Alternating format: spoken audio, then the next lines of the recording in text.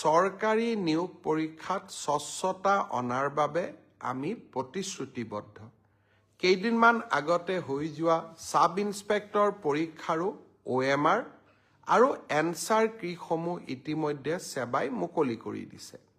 হাইস্কুলৰ যি গ্ৰেজুৱেট আৰু উচ্চতৰ মাধ্যমিক বিদ্যালয়ৰ যি পোষ্ট গ্ৰেজুৱেট টিচাৰ 7,000 পদৰ বাবে যি পৰীক্ষা হৈ গ'ল, সেই পৰীক্ষাৰো এনচাৰ কি আৰু পদৰ সংখ্যাটো অলপ মোৰ ইফাল সিফাল হ'ব পাৰে, কিন্তু পৰীক্ষাটোৰ আনচাৰ কি আৰু OMR চিটসমূহ পৰীক্ষাৰ্থীসকলে যাতে পায় তাৰ ব্যৱস্থা অহা এসপ্তাহৰ ভিতৰতে সেৱাই কৰি দিব আৰু স্বচ্ছতাৰ ক্ষেত্ৰত আমি কতো কম্প্ৰমাইজ নকৰাকৈ আমি আগবাঢ়ি যাম।